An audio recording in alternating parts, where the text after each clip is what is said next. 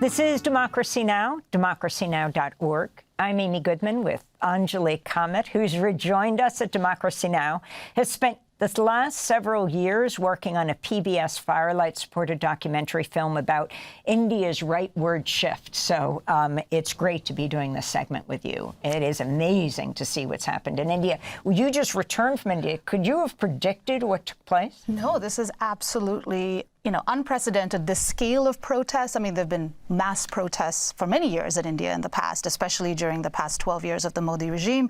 But the number of people who came through to these protests, young people who weren't necessarily politicized, who weren't organizers, who weren't activists, but who just felt compelled to come out.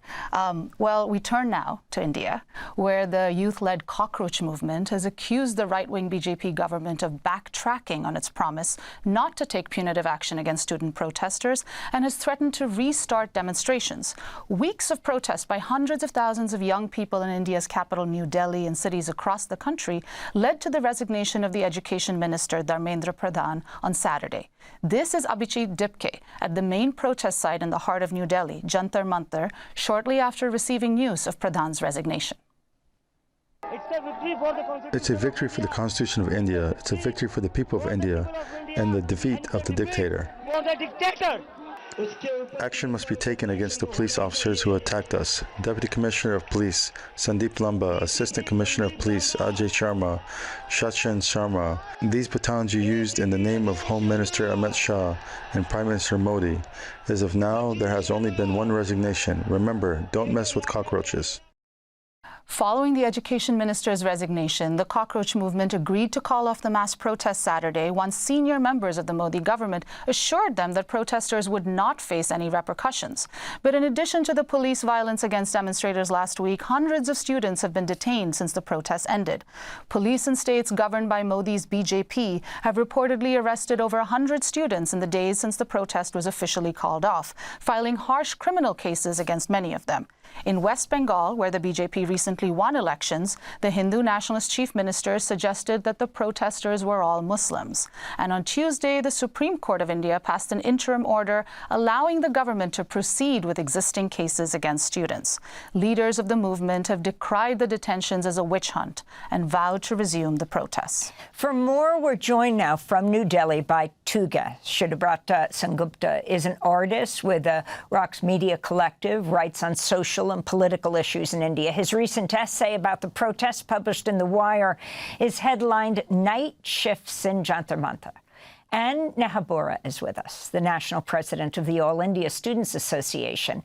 She was on hunger strike at the protests in New Delhi for 23 days, completing her PhD in theater and performance studies at Jawaharlal Nehru University, or JNU, in New Delhi. We welcome you both to Democracy Now! Neha, let's start with you. If you can talk about the significance of these mass student protests, but then the crackdown once they stopped.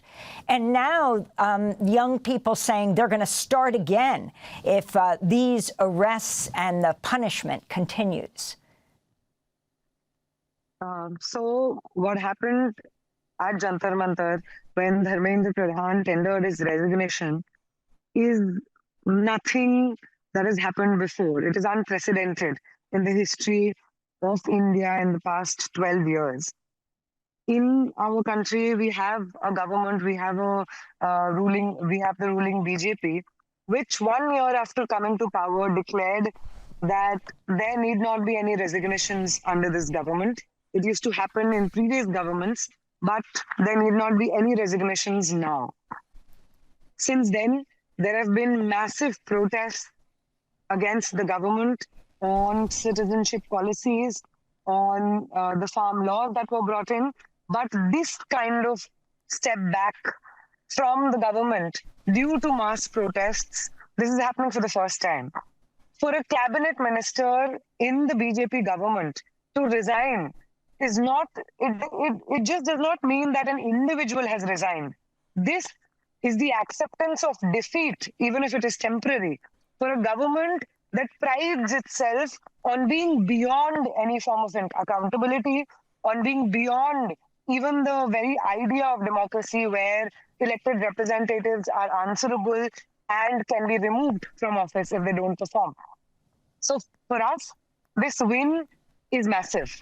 It means that the government that we are facing right now, even that government with an extremely repressive state mechanism, with a government that has almost dismantled all institutions of democracy, for that government to accept defeat in front of a mass movement is a moment of great joy for us.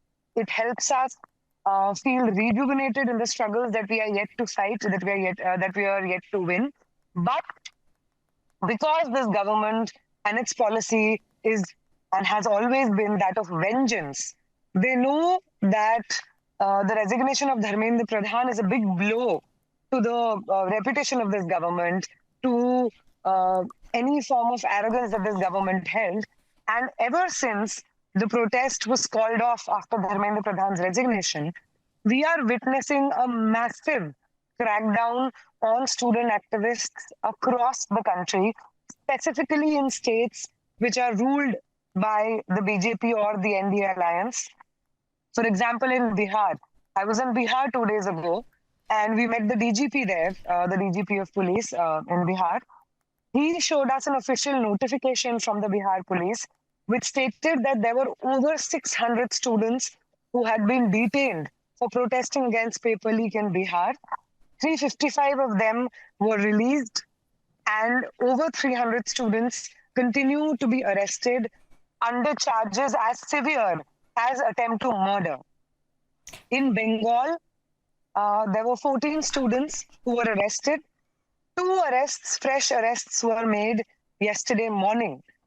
Out of those 14 students which were earlier arrested, 13 are Muslim students, and strict laws akin to the NSA have been evoked. Charges under the Gunda Act have been filed against them.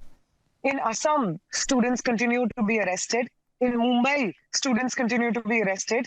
And here in Delhi, we have, first of all, on the 20th of July, there was a massive call for March to Parliament. That call saw massive state repression at the hands of the government and the security forces. Pellet guns were used against peaceful protesters. The use of these pellet guns was being denied until 2 days ago, but media reports have revealed that there is a general entry in the Delhi Police's register where the Delhi Police acknowledges having fired pellet guns. There have been reports where it is being said that a DCP level officer ordered the firing of pellet guns on peaceful protesters. In Bihar, which is a state in India, an AK-47 was fired upon protesters by the security forces, by the Bihar police. This kind of massive crackdown, and in Delhi what we are witnessing is a witch hunt of protesters, specifically Muslim protesters. There is a witch hunt of Muslim protesters in Bihar. The divisive politics of the BJP that we have been seeing for the past 12 years, that is being enforced by the security forces and the police across the country, and people are being intimidated, people are being put behind bars, specifically based on their religion. If they're Muslim students, they are being intimidated, they're being put behind bars. And Anjali, I just wanted to say, we've been looking online at the pictures of pellet wounds, people who have suffered, almost like we saw in Tahrir. Yeah, these pellet guns obviously have also been used in Kashmir for years against protesters in Kashmir, and now they're being used in the city's capital against protesters, many of whom many of their parents, this is in many ways a revolt against an older generation that voted the BJP into power. And Neha, you were just talking about how, a lot of those who've been arrested and detained with harsh criminal cases against them are Muslim. And this is something that Muslim protesters at previous protests in 2019 and 2020 are facing very serious charges, with many of them still in jail. I wanted to bring Shuddhabrata Sengupta into the conversation from the Rux Media Collective. Shuddha, you've been at so many of these large protests that Neha was talking about over the past 12 years. What is different about this one? And talk about the kind of cultural shift that you're seeing. Thank you, Anjali, and thank you, Amy, for having me on the program. First of all, I'd like to salute and express my gratitude to Neha's generation, to Neha and many other thousands of young people like her, for giving us reasons for hope in what we thought was an increasingly dark time. This protest, which is, I think, mistakenly be called the first Gen Z protest, it's not the first Gen Z protest in India. The 2019-20 citizenship protest was led by very young Muslim women who are also Gen Z. And I think that for the last several years, we've been tracking the discontent of the young. And there's clearly a restlessness for change and an unwillingness to accept the lies and the slander that the regime produces on a daily and a nightly basis. And that's really the change in the air. I've written and compared it to a change in the scent and the aroma of the air. It's like the scent of jasmine in monsoon time that completely changes your sensory perception. So that's the case. And you rightly pointed out that there are people from the 2019-20 protests who called for nonviolent civil disobedience, including my friend Omar Khalid, Sharjeel Imam, and several others who were arrested. Omar Khalid and Sharjeel Imam still remain in prison 6 years for having called for peaceful, non-violent protests, for actually saying that if the state attacks us with violence, we must offer them, these are Omar Khalid's words, that we must offer them love in return. And it was interesting to see Omar Khalid return to haunt the Cockroach Janata Party protests, where many young people came back with signs saying, remember Omar Khalid. Somebody says, he walked so that we can run. And I think that is important to stress a certain continuity. Neha talked about the continuity between the Citizenship Amendment Act protests, the farmers' protests, protests against suicides by Dalit students like Rohit Vamula. In this particular instance, the NEET paper leak, the NEET paper leak, was actually first brought to attention through the suicide of a young Dalit Tamil student called S. Ajita. And she was party in a Supreme Court case against the discriminatory provisions of this examination. The Supreme Court, I think, insulted her by dismissing that case, and she had to tragically take her own life. So there's a string of continuities between all these moments of articulate, passionate dissent. In the new situation, we've seen the young people during the last weeks and months respond with incredible humor, with incredible cheer, and incredibly high spirits. And that's certainly something new that Neha and many thousands of young people have shown us. And that's an inspiration for even someone like me. And Shuddha, you brought up Omar Khalid, who's been in jail without trial for over 5 years. And actually, New York City Mayor Zoran Mamdani brought him up while speaking about Nelson Mandela's legacy at a recent event.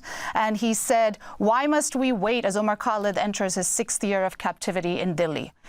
A political prisoner jailed under the same manufactured charges of terrorism that were once leveled against Madiba. We're going to have to end it there. We thank you so much for both being with us. Shuddhabrata Sengupta, artist of the Rocks Media Collective, and Neha Bora, who just completed a 23-day hunger strike.